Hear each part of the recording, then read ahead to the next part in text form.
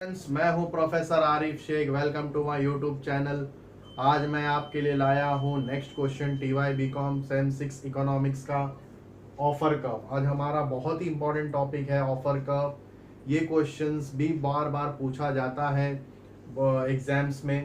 तो let's start with offer curve. इसका हम पहले मीनिंग समझेंगे, फिर इसके बाद हम लोग उसका डायग्राम वाला कंसेप्ट को कंप्लीट करेंगे। तो हमारा जो ऑफर कर्व वाला कंसेप्ट है, ये इंट्रोड्यूस किया है ये concept Alfred Marshall and professor Edward. ये दोनों ने ये कंसेप्ट को ऑफर कर्व को इंट्रोड्यूस किया है। ठीक है, ऑफर कर्व्स का मतलब यहाँ पर क्या होता है। यहाँ पर ये जो थियोरी है बेस्ड है टू कंट्री टू कमोडिटी पे। ठीक है, ये जो थियोरी है बेस्ड है टू कंट्री टू कमोडिटी पे। लेट्स टेक एन एग्जांपल कि हम लोग यहाँ पर टू कंट्री का ये नाम लेते हैं, एक इंडिया और एक हम लोग लेने वाले हैं कंट्री जर्मनी। ठीक है, एग्जाम्पल हम लोग टू कमोडिटी का लेंगे। हम लोग लेंगे India deals with spices and Germany deals with automobile. Two country two commodity हम लोग ने लिया यहाँ पर। किस तरह से इंडिया ऑफर करता है जर्मनी को और जर्मनी ऑफर करता है इंडिया को, दोनों में जब ट्रेड होगा वो कैसे होगा वो यहाँ पर देखेंगे हम लोग। ठीक है, अब ट्रेड ऐसा होता है कि इंडिया अगर ज्यादा कमोडिटी देकर और कम कमोडिटी लेगा, ठीक है, ऑफर में, तो वो उसके लिए अनफेवरेबल हो जाएगा। हाँ, अगर वो कम कमोडिटी देता है और ज्यादा कमोडिटी जर्मनी से लेता है तो वो उसके लिए फेवरेबल टर्म्स ऑफ ट्रेड होगा। लेकिन दोनों का ट्रेड आपस में बैठना चाहिए। ठीक है, अगर दोनों का टर्म्स एंड कंडीशंस अगर बेनिफिट होता है दोनों, तो ही दोनों एक दूसरे के साथ ट्रेड करेंगे। तो यहां पर ये कंसेप्ट को इंट्रोड्यूस किया है Alfred Marshall and Edward professor. Offer curve का देखो यहाँ पर मीनिंग लिखा है, indicate supply of one commodity. ठीक है, जैसे एक्सपोर्ट, सप्लाई किया एक commodity, export in terms of demand for another commodity. Import, दूसरा कमोडिटी इंपोर्ट किया। मान लो कि इंडिया ने सप्लाई किया स्पाइसेस, ठीक है, और डिमांड किया अनदर कमोडिटी जो इंपोर्ट किया जर्मनी से ऑटोमोबाइल। ठीक है, तो अब वो कितना ऑफर कर रहा है, सामने से कितना एक्सेप्ट कर रहा है, ले रहा है, और कितना सामने दे रहा है एक्सपोर्ट, दैट इज ऑफर का। A nation is willing to offer, देखो यहां पर इंडिया अगर एग्जांपल ले रहे हैं हम लोग, is willing to offer certain unit of export. ठीक है, India certain unit of export करेगा, कमोडिटी एक्सपोर्ट कर रहा है for a certain unit of import, सामने से कमोडिटी को इंपोर्ट कर रहा है एट वेरियस प्राइस रेशियो। ठीक है, ये थियोरी मैंने जैसे आपको बताया, ये थियोरी इंट्रोड्यूस किया है Alfred Marshall and Edward professor ने। ये ऑब्जेक्टिव क्वेश्चन में आप लोग को पूछा जा सकता है। इनके अजम्पशंस है, ये थियोरी बेस्ड है टू कंट्री टू कमोडिटी। ठीक है, दो कंट्री का मैंने एग्जांपल दिया, इंडिया और Germany. India will go for spices क्योंकि इंडिया के पास लेबर ज्यादा है, ठीक है, चीप लेबर है, तो he will go for spices. And Germany automobile, Germany के पास टेक्नोलॉजी अच्छी है, कैपिटल अच्छा है, ज्यादा है, तो he will go for automobile. तो जब दोनों आपस में एक दूसरे के साथ ट्रेड करेंगे तो एक कमोडिटी देंगे और दूसरी कमोडिटी लेंगे, तो कौन कितना ज्यादा दे के ले रहा है वो इसके लिए फेवरेबल होगा। वही सारी कंडीशंस हम लोग यहाँ पर थियोरी में समझेंगे। Two country two commodity, constant return to scale, मतलब यहाँ पर प्रोडक्शन ना ज्यादा है ना कम है, जो भी प्रोडक्शन हो रहा है कांस्टेंट रिटर्न स्केल है उसका। फुल एम्प्लॉयमेंट, सब रोजगार है, ये अजम्पशंस है अल्फ्रेड मार्शल एडवर्ड का जो हमको यहाँ पर मान के चलना है ये थियोरी में। नो ट्रेड बैरियर्स, जर्मनी और इंडिया के बीच में कोई ट्रेड बैरियर्स नहीं है, दोनों के बीच में फ्री ट्रेड हो रहा है। एब्सेंस ऑफ ट्रांसपोर्ट कॉस्ट, ठीक है, ट्रांसपोर्ट कॉस्ट को यहाँ पर नहीं लिया गया है। सपोज अगर ट्रांसपोर्ट की हड़ताल हुई या कुछ हुआ तो गुड्स को अफेक्ट होगा लेकर जाने में। परफेक्ट कंपटीशन, ये मार्केट मोनोपोली नहीं है कि सिर्फ एक ही सेलर होगा। ठीक है, यहाँ पर many seller many buyer, perfect competition market है, फ्री एंट्री एंड एग्जिट्स वाला मार्केट है। तो कुछ अजम्पशंस है, ये फॉलो करने हैं, ये अजम्पशंस आपको लिखना होगा। तो very simple to write, this theory assumed that there is two country and two commodities. This theory assumed that there is a constant return to scale. This is how you have to write. Full employment assume किया है, no trade barriers, ऐसा।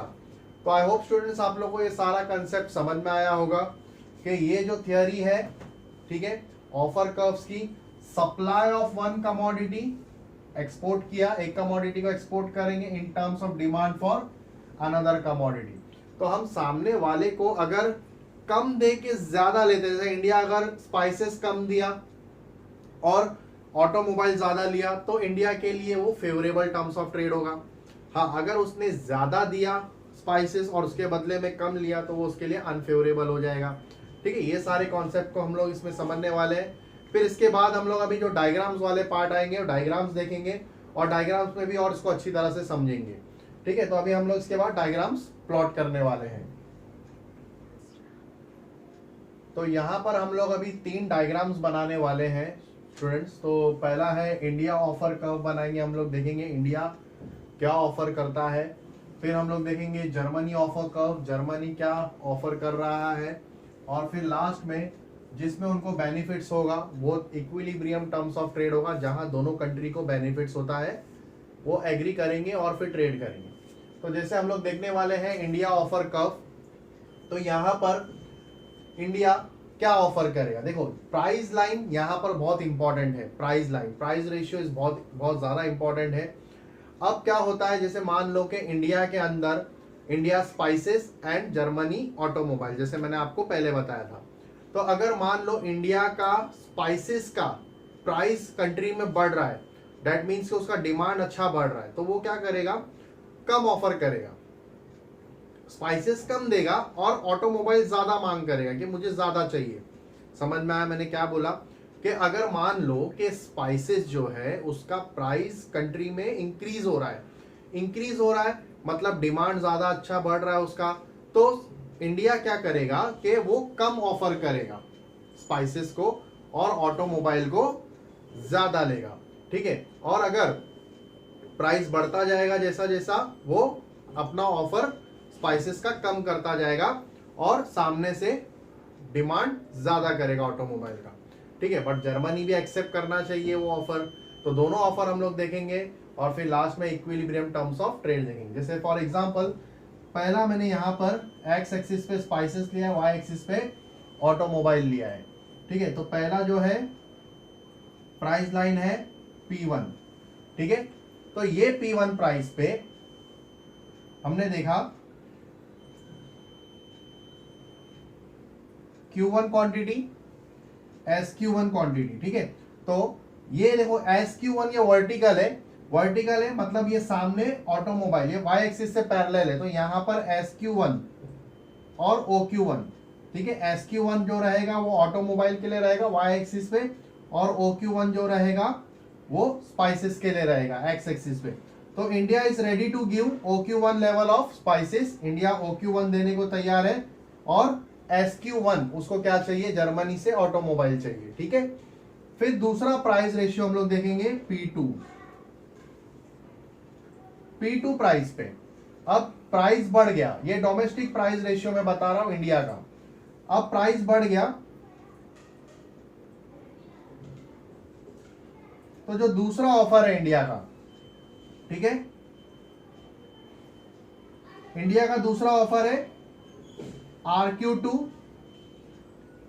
और ready to give SQ2, मतलब कि India sorry OQ2, India OQ2 spices देने को तैयार है, बट वो डिमांड कर रहा है कि RQ2 उसको क्या चाहिए, automobiles. See vertical parallel to Y axis, RQ2 level का उसको क्या चाहिए, ऑटोमोबाइल चाहिए। लेकिन देखो यहाँ पर उसे थोड़ा सा क्वांटिटी बढ़ाया है, मैं उसको आपको बताऊंगा। यहाँ पर अगर हम देखें फॉर एग्जांपल कि अगर सपोज एग्जांपल 5 है, ठीक है, तो 5 प्राइस पे SQ1 उसको ऑटोमोबाइल चाहिए और OQ1 वो स्पाइसेस देने को तैयार है। फिर जैसे प्राइस बढ़ा, फॉर एग्जांपल हम लोगों ने लिया 10, तो देखो यहाँ पे देखो कितना ऑटोमोबाइल ज्यादा डिमांड हो रहा है और स्पाइसेस कम हो रहा है। ठीक है, तो RQ2 उसको क्या चाहिए, ऑटोमोबाइल चाहिए, और OQ2 वो स्पाइसेस देने को तैयार है। फॉर एग्जांपल मान लो और प्राइस बढ़ा P3, ठीक है, तो यहाँ पे हम लोग ने लिया T और Q3। तो अभी देखो यहाँ पर भी मैं बताता हूँ, एक एग्जांपल ले रहे हैं हम लोग यहाँ पर 15 प्राइस हुआ, तो देखो TQ3 इसको क्या चाहिए, ऑटोमोबाइल चाहिए, उसके बदले में वो OQ3 क्या देने के लिए तैयार है, स्पाइसेस देने के लिए तैयार है। ठीक है, तो ये इंडिया का ऑफर कर्व था। तो इंडिया का जो ऑफर कर्व बनेगा वो पहला यहां से जाके एस को टच करेगा, फिर आर, फिर टी, और ऐसा जाके वो OI, जो OI कर्व बन जाएगा वो बन जाएगा इंडिया का ऑफर कर्व। तो होप स्टूडेंट्स आपको समझ में आया 3 प्राइस रेशियो पे किस तरह से इंडिया ने ऑफर किया स्पाइसेस और ऑटोमोबाइल। अब हम लोग देखेंगे जर्मनी का ऑफर कर्व। ठीक है, अब जर्मनी क्या ऑफर कर्व कर रहा है, जर्मनी का भी जो प्राइस रेशियो रहेगा यहाँ पर, फॉर एग्जांपल P1 लिया है, तो P1 पे जर्मनी FQ1, ठीक है, जर्मनी FQ1 ऑटोमोबाइल देने को तैयार है, but he is demanding OQ1 level का स्पाइसेस। कौन से प्राइस पे, P1 प्राइस पे। ठीक है, अब प्राइस बढ़ा P2, ठीक है, तो जैसा प्राइस इंडिया में बढ़ा था तो इंडिया ने क्या किया था, अपना क्वांटिटी कम कर दिया था। ठीक है, एज कंपेयर टू ऑटोमोबाइल। तो क्या आपको लगता है जर्मनी ज्यादा ऑफर करेगा ऑटोमोबाइल, इंडिया की बात मान जाएगा और इंडिया को ज्यादा दे देगा ऑटोमोबाइल? नहीं, जैसा इंडिया ने स्पाइसेस का क्वांटिटी कम किया था वैसे ही वो भी क्या करेगा, कम कर देगा क्वांटिटी। ठीक है, तो उसने भी देखो यहां पर प्राइस पे क्या किया, कम कर दिया ऑटोमोबाइल की क्वांटिटी। ठीक है, तो पहले FQ1 देने तैयार था, अब वो EQ2 देने तैयार है। फिर एक और प्राइस बढ़ेगा P3, तो फिर से वो कम कर देगा, गेटिंग इट, और कम हो जाएगा। ठीक है, तो इस तरह से अगर हम लोग देखेंगे तो जर्मनी का जो कर्व बनेगा OG जो कर्व है वो जर्मनी का ऑफर कर्व रहेगा। तो hope you understood the diagram दोनों का, इंडिया और जर्मनी। ठीक है, इंडिया मांग रहा था जो जर्मनी से कमोडिटी, जर्मनी उतना देगा वो कोई गारंटी नहीं था। अब हम लोग देखेंगे इक्विलिब्रियम टर्म्स ऑफ ट्रेड, जहां पे दोनों को क्या होगा, बेनिफिट्स होगा, दोनों के लिए बेनिफिट्स होगा। तो अभी आपने देखा इंडिया का ऑफर कर्व इस तरह से जा रहा है, जर्मनी का ऑफर कर्व इस तरह से जा रहा है, तो यहाँ पे दोनों का ऑफर कर्व आके इक्विलिब्रियम आएगा। तो हम लोग यहाँ पर प्लॉट करेंगे और 2 प्राइस लाइन बनाएंगे, एक इंडिया का प्राइस लाइन बनाएंगे और एक जर्मनी का प्राइस लाइन बनाएंगे। ठीक है, तो सबसे पहला हम लोग बनाने वाले यहाँ पर इंडिया का ऑफर कर्व, OI इंडिया का ऑफर कर्व है और OG जो है वो जर्मनी का ऑफर कर्व है। ठीक है, यहां पर दोनों का इक्विलिब्रियम टर्म्स ऑफ ट्रेड आ रहा है। ठीक है, इस इक्विलिब्रियम टर्म्स ऑफ ट्रेड में हम लोग 2 प्राइस लाइन बनाएंगे। ठीक है, OA, जो OA है वो इंडिया का प्राइस लाइन है,